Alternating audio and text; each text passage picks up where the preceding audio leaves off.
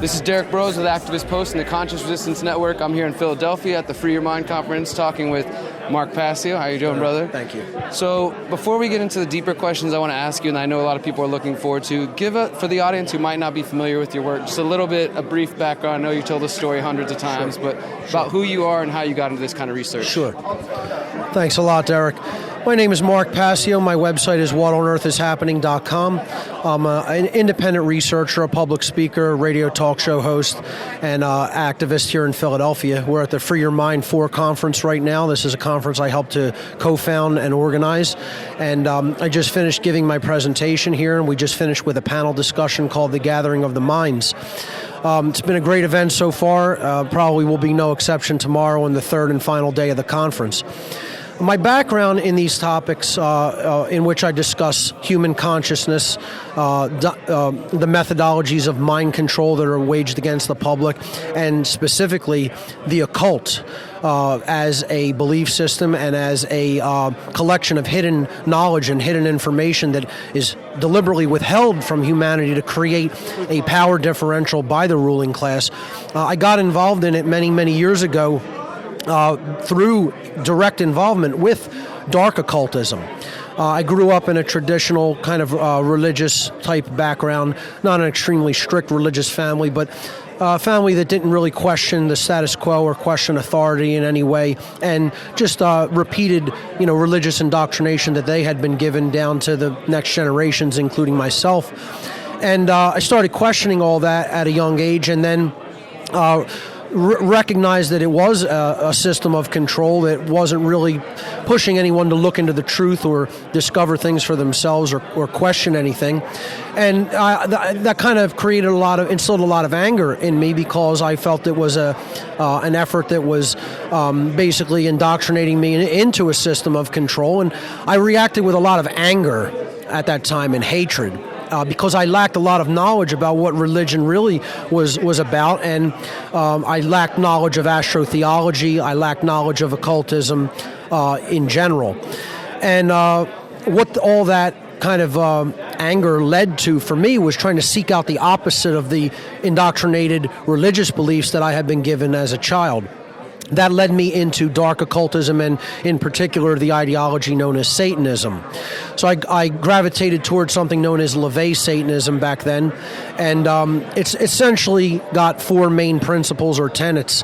The first is selfishness is the highest aspiration for a human being, and we should be concerned with our own advancement and betterment, even if it harms someone else. So this is rampant selfishness. It's not self-interest from any kind of a spiritual perspective, but it is selfishness that is out of control and way out of balance.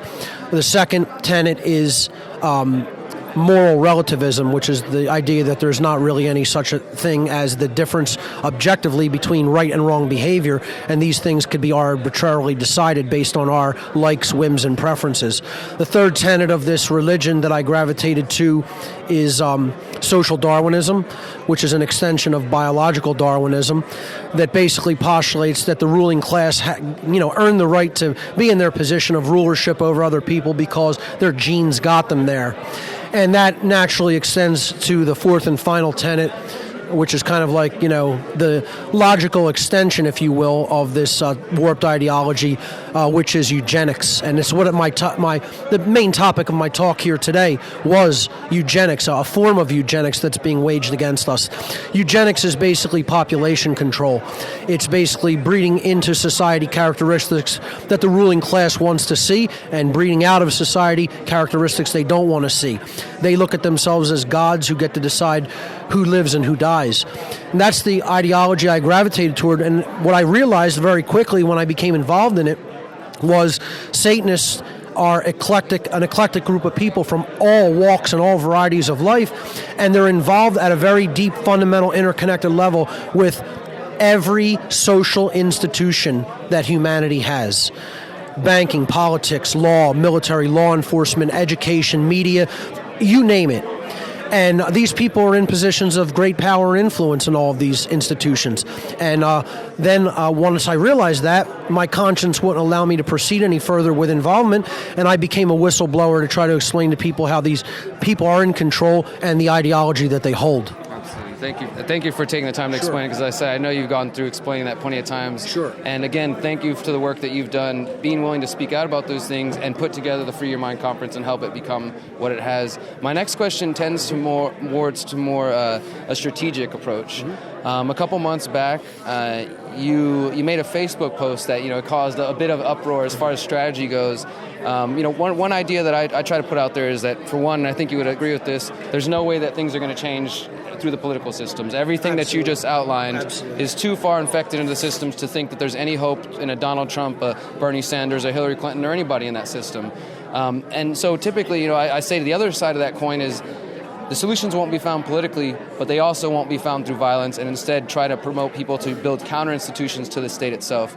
And a few months ago, you made a post that seemed to maybe where your view has sort of changed on that, where it seems like I don't want to put words in your mouth, but it seems like now your view is tending towards that people need to be willing to use violence when and if the time is necessary. Do you care to comment on that viewpoint? I absolutely never condone any form of violence.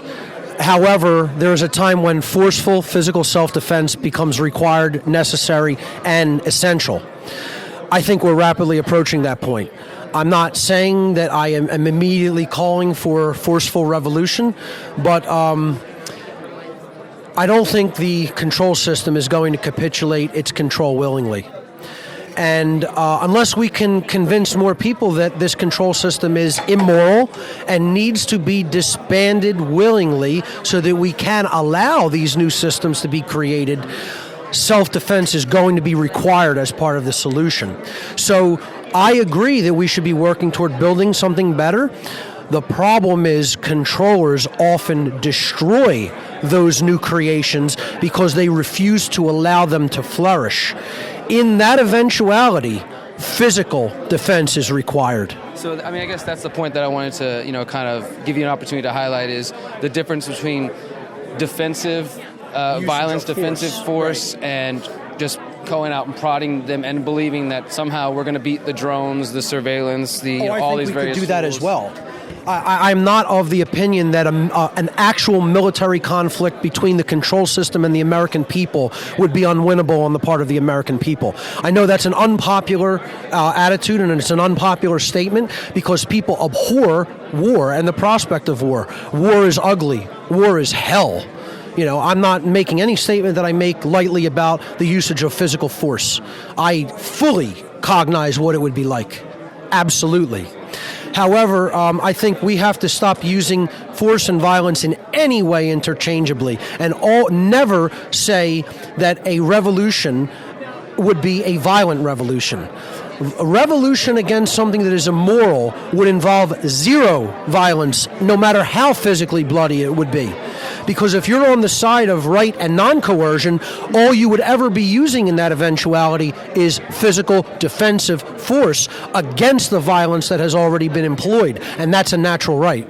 And I think what's interesting about this topic is that then we can get into ideas about, well, where do we define that force? Some people would say right now in the current moment that the system that exists is inflicting so much violence against us that we would be justified in this moment to go attack them in self-defense, and I think there's varying degrees of where we can say, okay, what exactly, at what level do we say, hey, they're attacking us, they're poisoning our air. I would definitely like to address that question. What we're really talking about here is the concept known as, it's not a concept, it's a physical state known as duress. The question becomes, are we in a state of duress? Duress is implied violence, meaning I'm saying, or me or anyone is saying to someone else, if you do not act the way I demand that you act and behave, I will come and conduct violence against your person. The question is, are we right now living under a state of duress? And the answer, unequivocally, is yes, we are. Each individual in this society is living in a state of duress, whether they are consciously aware of it or recognize that as truth or not. People are saying, if you do not give us the amount of your resources that we arbitrarily decide are ours, and you resist that, you will have violence conducted upon you by the state. That is a state of duress. Someone says if you alter your consciousness with a substance that we deem you are not permitted to alter your consciousness, we will come and conduct violence against your physical body by taking your resources or throwing you in a cage. That is duress. That is implied violence. And then the philosophical question has to necessarily become, at what point is physical defensive force justified against a state of continued duress? I can't answer that for anyone.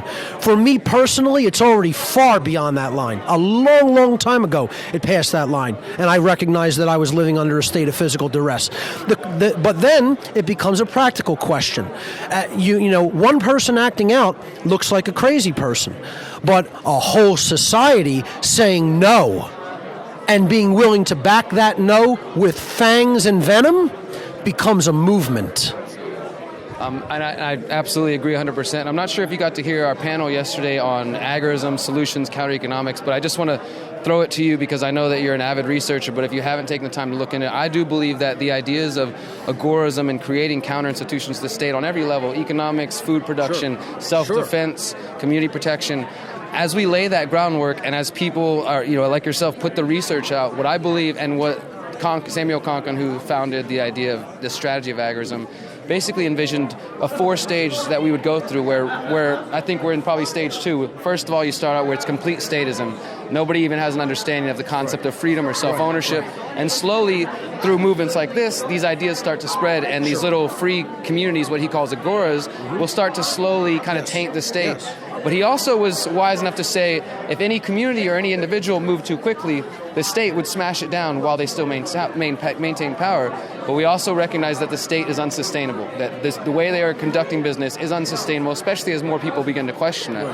So what he sort of envisioned is as the state collapses, and those of us who are forward-thinking enough to build the next step, we can help others. So when the shit hits the fan and people are like, okay, well, FEMA's down the street and they said they have food for my family if I go there, or they can go loot and riot and try to survive that, or they can turn to their crazy neighbors they've been seeing out there living free and building free communities. They can take seeds, they can take tools, they can take weapons and defend themselves. And so I believe that in order for us to avoid a lot of what we're seeing in the Euro crisis, where people are being reactionary and they're switching to barter networks or switching to pre-Euro currencies, those of us who see what's happening can start spreading the message of self-governance, of self-awareness, of natural law, and building these communities based on these principles. And that's my goal, my objective, and I think that your work plays a big role in that. Absolutely. And that is totally valid and actively needs to be being done by people in their own communities to build these new systems, because the old systems are unsustainable, as you said, and we're going to witness their collapse. And that's why we want to be ready with alternatives if that eventuality does occur. I still want to emphasize that at that same time, people should be preparing in forms of defense. 100%. And that means having the ability to resist the violence of the state if necessary, especially people here in the United States. Understand the importance of firearms, own firearms, maintain a supply of firearms and ammunition.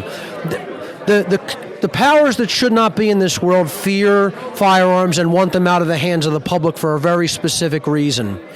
You could say a gun won't do anything against a drone, but you know what? The sting of 1,000 bees makes the strongest enemy flee.